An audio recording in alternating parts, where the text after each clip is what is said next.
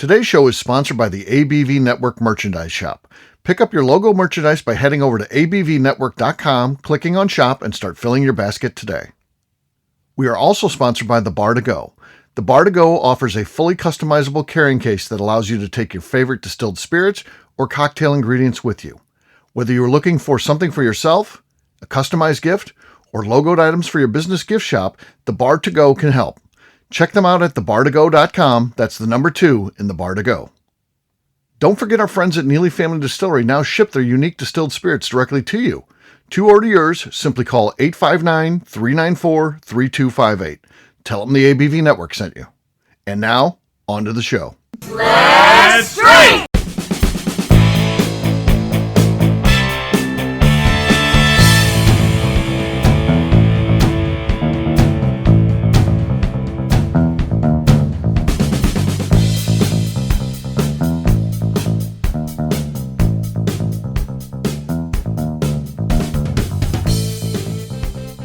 Welcome to the Bourbon Daily, the podcast about everything bourbon delivered to you every day of the week. Today on the show, we discuss Basil Hayden's The Brand from Jim Beam. My name is Miss Beka Sue. Please join me in welcoming my co-host, Steve Akeley, along with our special guests, Cailee Baker and Kathy Cool. Hey gang, what's up? Hello! Hello. And maybe Royce Neely. He's within earshot. He just weighs in whenever he likes. So you may hear. There's his hand right there. So he's that close where he can wave his hand, and it's in camera shot for those of us that are actually recording. Not that you can hear that, see that on the podcast, but he's holding up a bottle there. So it's absinthe. So he's drinking absinthe. So there you go. That would be his contribution. We've got a fun show today. We're going to be talking about Basil Hayden's and we do this from time to time. We talk about an individual brand and what we like about it. And so we'll get to that. That's the focus of these things, the positive sides of everything. So that's who we are. But before we get to that, Kathy said there's something she wanted to talk about. What is that, Kathy? Yes. So with 2020 and quarantines, I'm a social person, and one of the things that my husband worried about with quarantine was how do I keep her connected to people? So he suggested that I do Zoom meetups with different groups of friends. And I have a group of friends from high school that I did a Zoom meetup with every week. And then I also set up some other things to keep my social life up. Did you guys do anything through quarantine to maintain your social needs, or are you the introverts that appreciated the silence and the quiet? I mean, for me, I started doing virtual events and literally do them 3 or 4 nights a week. So, and I've continued to do that. So, yes, I definitely connected to folks on Zoom, and that becomes, a couple of you here. Becca has participated in some of those. Kathy participates in a lot of those. It is kind of like a family friend type of atmosphere with those. There's always a couple new people in there because they're just put out there to the public. Anybody can sign up for them, but there is a group that attends a lot of them.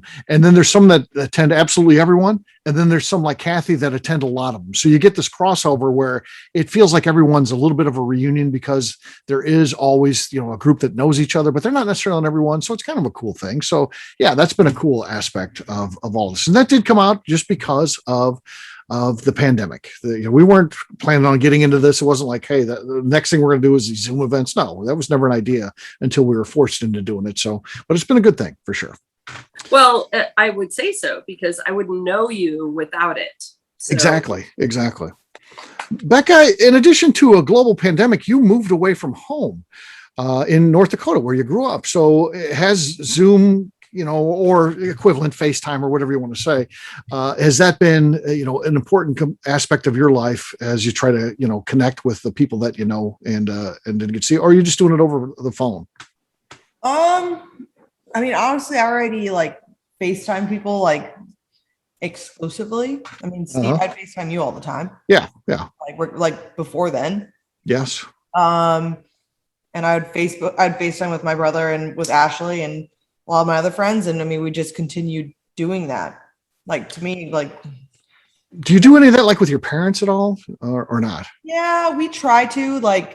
I'll call when Eddie's over there or Ashley is, and my mom and I will sometimes hop on Facebook because she doesn't have an iPhone, so we'll hop on Facebook Messenger and we'll I was always amazed, like when you were at home back when you lived in North Dakota, and like your dad would be there and he'd know who I am. It's like, I've never even met your dad, Ted. In my life, he'd be like, hey, Steve, hey, how's it going? It's like the guy knows who I am, and I didn't even know how, but yeah, that was kind of cool.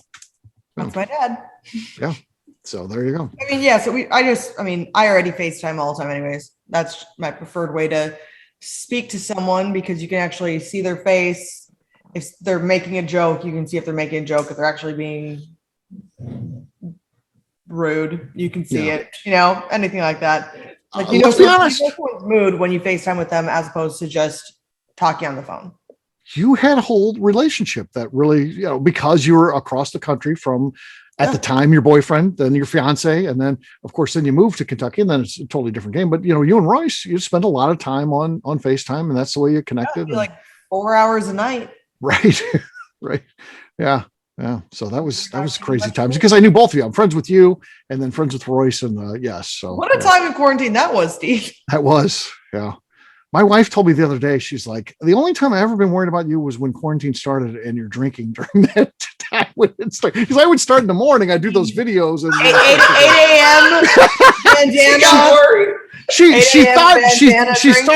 She got so worried, she started thinking, what's an intervention look like? And I kept thinking of The Sopranos. I'm thinking that Royce is going to be there and I'm going to say something. I'm like, you're here, you fucking degenerate. And he started punching me in the face and stuff.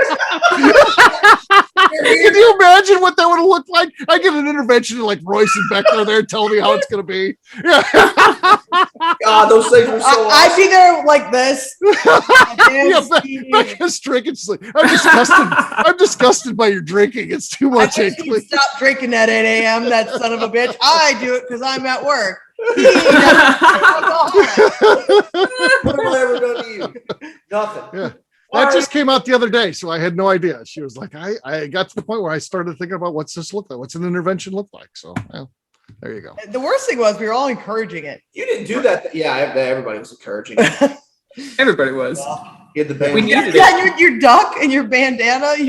Right, and I had the big thing too, where I probably had 900 bottles at that time, and I would stress out when they got to the end.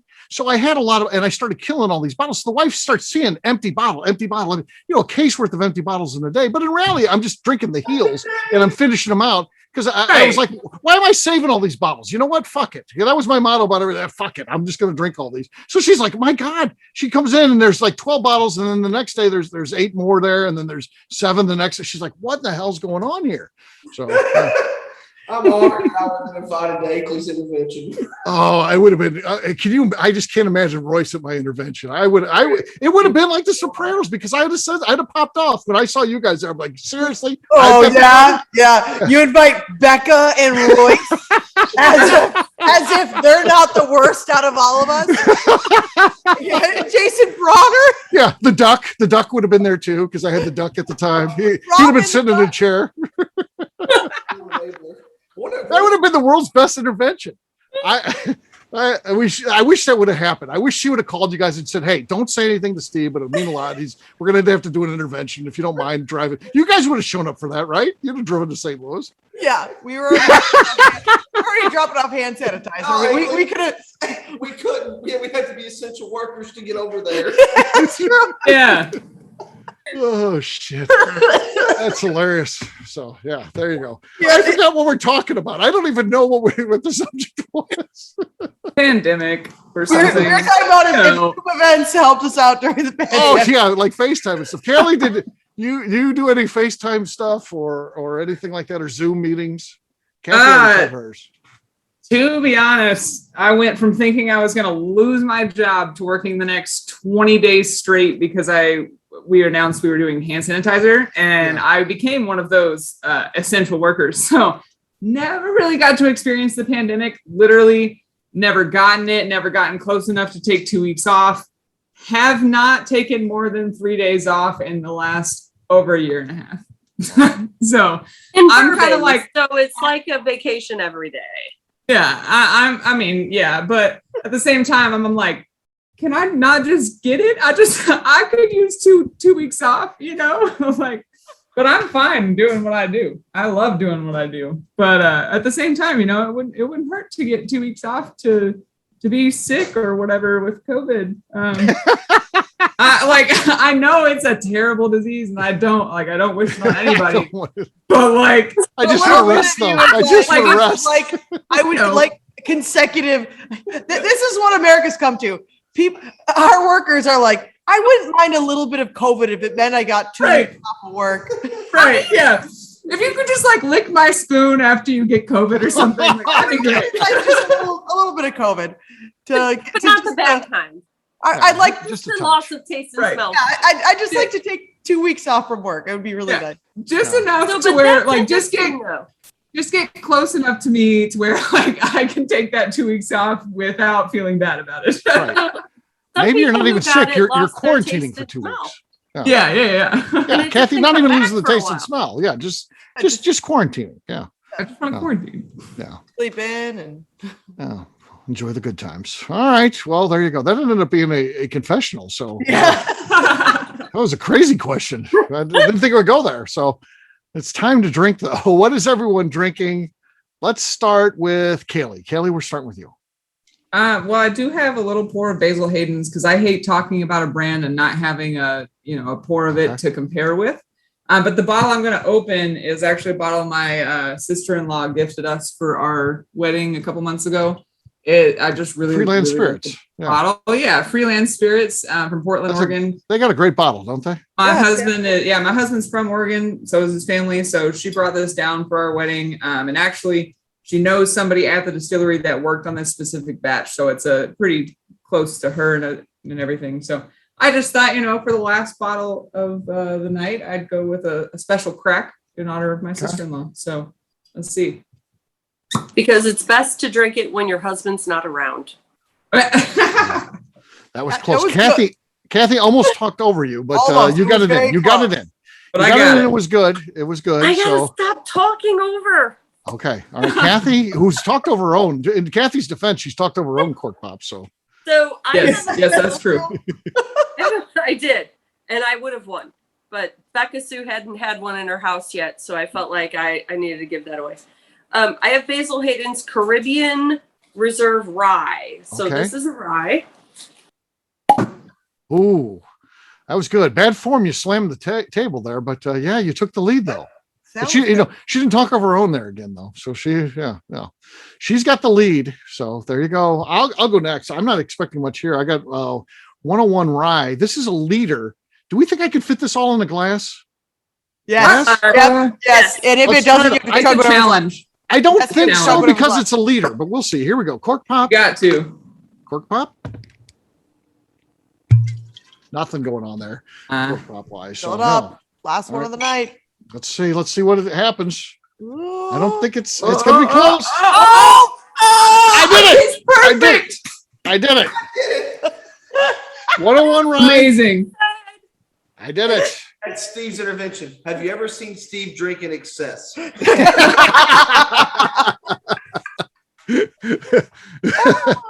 like, the end of the last show. Last show pour. What are you going to do? You got to, it's that close. So, you got to go for it. So, Beka, you're the last one. Kathy's got the lead.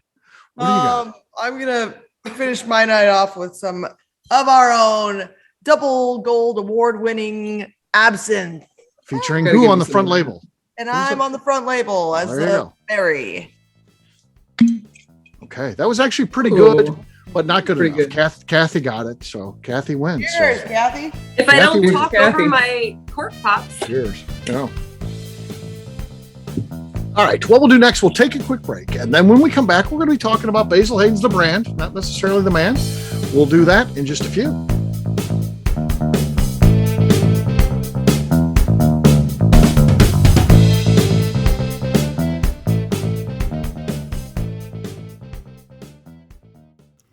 Hello, this is Steve Akeley, owner of the ABV Network, and let's talk for a moment about our sponsors, the people that make this show happen. First up is our friends at Moonshine University. In 2017, I completed my Executive Bourbon Steward certification at their office in Louisville.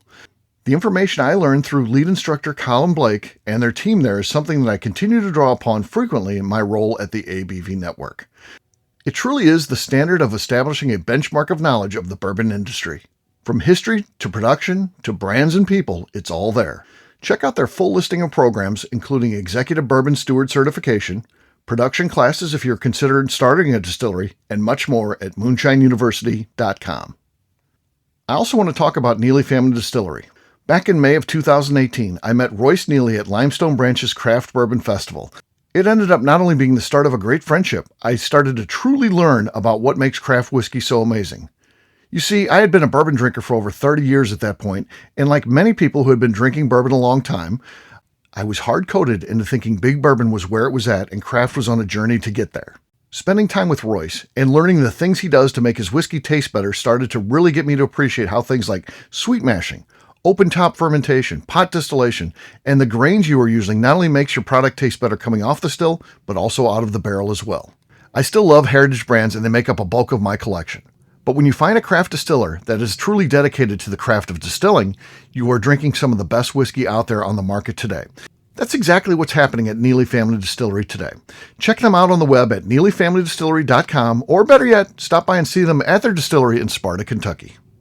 And now, back to the show.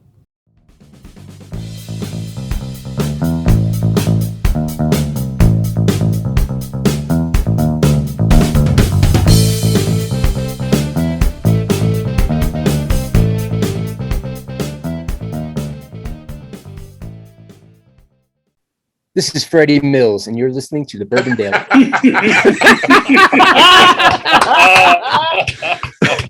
Welcome back to the Bourbon Daily. Today we're talking about Basil Hayden's. Yes, we are. So, Basil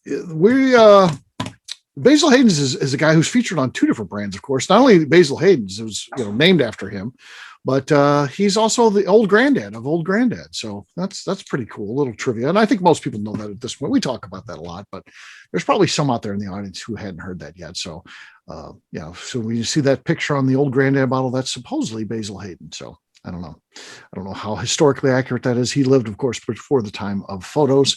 I do like when he's pissed off. I mean, they got some of the new ones where he's kind of happy and he's like holding a glass and he's smiling. The guy lived in the 1700s. Believe me, he was pissed off. That life sucked. That life sucked. Believe me, the pissed off one's the way to go. That's more real. So, so I prefer the pissed off Basil. But the product itself, what do you guys think of Basil Hayden's? I actually used to drink a lot of Basil Hayden's when I first started off drinking bourbon because it is lower proof. It's 80 proof. And like it to me it's always pleasant to drink it. Yeah. There's never now I guess, when I was drinking it before, there was only the one kind and I'd never actually tried the other ones, but now they're kind of expanding out with some more of them, which I think even have a toast one now. That's the newest one, the toast. So, yeah. I want to try that, to be honest. Yeah, that's I enjoy that they're expanding their collection from what they did have. But it is definitely a bourbon that you can have someone start off at because it is easygoing, light. It's to me, it's the Pappy Van Winkle for new bourbon fans. So, you're drinking probably Maker's Mark or Beam White Label if you're brand new to bourbon, and you go and you taste Basil Hayden's, and suddenly there's a lot more flavor there. It's again that the proof that you're used to, because sometimes when you have newbies step up to a higher proof, it's too much, and so this is a familiar proof for them, but it's got a lot more flavor to it. So I do think it's very good for that. I think it's a step up, and it teaches you that there can be more to flavor than just those basic brands. So I think that's a cool aspect to that. One of them's 100 proof, isn't there? No. They're all 80. I thought all 80. They will only. We asked Freddie about that. Royce and I were at Freddie's house, actually, Freddie Knows house. Name dropping there, of course. I mean, as we normally hang out. Royce and I are often at Freddie Knows house, and and we said, "Hey, Freddie, will they ever do a Basil Hayden's, Freddie? At more than 80 proof?" We're just asking you, Freddie, because we're hanging out at your house, and Freddie said that no, that'll always be an 80 proof. They'll never do like a barrel strength or anything. That's just part of that brand is 80 proof. So I don't know why, but that's part of it. We're sitting down back at Booker Knows Bar. Yeah. Another name drop, but yes, yeah. Talking about Fred now. Yeah. That's the kind of stuff we do. I mean, that's just in our spare time we do that kind of stuff. Well, but I think that's commendable to commit to a brand at a level that you can bring more people into bourbon. Right. Because at the lowest you can. Yeah. So I think that's genius. I think Yeah. it's genius. And I'm having the Caribbean Reserve Rye. Yep. It's quite tasty. I love a Okay. finished bourbon. And so I think Fredno may have really stepped on something to introduce lower proof people to the industry so that you can graduate them to higher proofs. Yeah. Cailee, hold up that bottle, because the bottle, I'm telling you, if you could, anybody can do it. Bottle's seen some better days. To be Yeah, honest, she's got a but I little will tear hold there it on the up. label, but I'll tell you this: if you go into a liquor store and you're like, I don't really know anything about bourbon, and I've got a friend who drinks bourbon, and I'm looking for like a Christmas gift for that person, they'll point you in that one because the bottle looks cool. It's This- going to be sitting on the shelf. It's easy It's to all find. about the bells. It you has know? got to be It is. one of the most gifted bottles that there is. Yes. Oh, It's absolutely. big time. It's a big time Fine. holiday gift because of the look. Yeah. Yes, It's- by non-bourbon drinkers to bourbon drinkers, I'd say Right. that's probably the most gifted bottle because it looks like it's. It looks Yes. Funny enough, this bottle was a gift to me and Clinton when I Of went course to it visit. was. Yeah. When I went to visit Oregon in Christmas of 2019, and I was meeting all of his friends and family for the first time. One of his friends that knew I was a bourbon lover brought me Basil Hayden's. I was like, Because he "All right, wanted let's-" to keep you at 80 proof. Yep. What else do you guys think about Basil Hayden? So I have an interesting story about Basil Hayden. Yeah, let's hear it. I manage a dental practice. You wouldn't Okay. think this would tie into Basil Hayden's at all, but I was at a Christmas party and I bring my own. So I'm drinking bourbon. I'm talking to one of the new dentists. I'm like, yes, I like bourbon. And he's like, I am related to the Basil Hayden family. Really? Yeah. And so I'm thinking like Jim Beam. Like, you're related to the Jim Beam family? We're getting you more money. But he's really related to Basil Hayden. Right. Basil Hayden's not related to the family. Though, Right. though the Beams moved with Basil Hayden. He was the leader that moved people from, I think, Maryland to Kentucky. So he was Yes. like the leader of this group, and the ancestors of the Beam family, moved with that group. So that's where they got the connection from. So Right. yeah, not family, but friends for sure. No, so I thought I had a dentist who would like really appreciate bourbon with me, but no, it was the other side of the family. It was the other side of the family. Okay. Mm. Yeah. What else? The toast is interesting too, because it has rice in there as one of the grains, which is departures. So yeah. Yes. Yeah. So if you attend our flagship whiskey events, when we do our virtual bourbon ones, we had a guy in there who brought some whiskey made of rice. He's like, that's going to be the next big thing. And maybe it is. I don't know if Beam's waking up to it and using it in a product as big as Basil Hayden's, besides just craft doing some experimentations with that. Once the big guys start doing it, maybe everybody starts messing around with rice a little bit. I don't know, but Oh, I So like where it. do they put the rice in the mash bill? What does it replace? the rye. Yeah. Oh, okay. Yeah. How about that? We'd have if we replace it for ours, it'd be 67 corn, 25 rice, and what 8 malt? I think is what it is. There's so much starch in rice. It's an interesting grain to work with. I would think that, what happens with that? I have no idea. I've never knew anybody that's experimented with it myself, other than Jerry Dalton. The great Jerry Dalton is the first person, the former Beam master distiller. The only non-Beam family member who was a master distiller was Jerry Dalton, and he came out with a brown rice bourbon, part of that little collection that he did of interesting bourbons. But he's the only person that I know that ever was, he was the first person to experiment with that stuff, to make a bourbon with it. Maybe there's obviously other whiskeys that are made with rice, but to make a bourbon with rice, Jerry Dalton is he's the father of that stuff for sure. And Royce knows Jerry Dalton. He can weigh in on that. So yeah. He would, but he had to answer the phone. Oh, he's on the phone. Okay. So there you go. There's a little bit about Basil Hayden's. I think that covers it pretty well, right? Mhm. That's good entry level product. It's a good starter bourbon. It's also a good walk around bourbon, just like old granddad is. Old walk around bourbon. Yeah. Yeah, So and you can sip on it all day, and you're not going to end up face down on the floor. Yes. You won't fall off any porches, and you can Right. try just different. You just can keep things. drinking. Yeah. Yeah. Yeah. So there you go. There is a little bit about Basil Hayden's and the brand. So check it out. Get it at your liquor store. It's out there. You can find it. So pick it up. We'll wrap this one up as we always do by talking about where people can find us. Cailee, we'll start with you. Where can people find you? Find me on Instagram at Cailee O. Baker, and you can find the distillery I work at CaseyJonesDistillery.com or any of the Instagrams, Facebooks, social medias of all sorts. All right. Kathy, how about you? I am only on Facebook, and I am Kathy Cool. All right. Miss Beka Sue. You can find me on Twitter and on Instagram at Miss Beka Sue, 1K, no C's. All right. For me, I'm an easy guy to find. I'm at Steve Akeley on Twitter, Instagram, or Facebook. I've got a website, steveakeley.com. The important website, though, is abvnetwork.com. Check it out because everything that we do is out there. We've got our virtual bourbon events, which are very cool. You should sign up for those. But of course, the big thing is our shop. Check it out. We have been putting a lot of new items in there, and we've got a lot more on the way. So that's going to continue to evolve. So check us out at abvnetwork.com. Miss Beka Sue, anything else to say before we get out of here? I'd just like to remind the audience to please give us a 5-star review that includes comments. It helps when people find the show, which is very important to us. If you like what we're doing, we ask you please visit our Patreon page at patreon.com/the ABV Network. All right. Great job today, gang. For audience, we'll have a brand new show for you tomorrow. Looking forward to that. Until then, take care, everybody. See ya. Bye. Hi, everybody. Bye.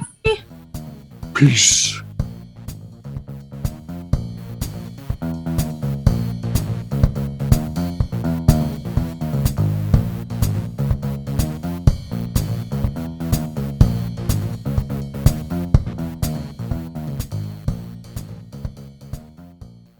Before we finish the show, let's chat for a moment about Moonshine Still Pro.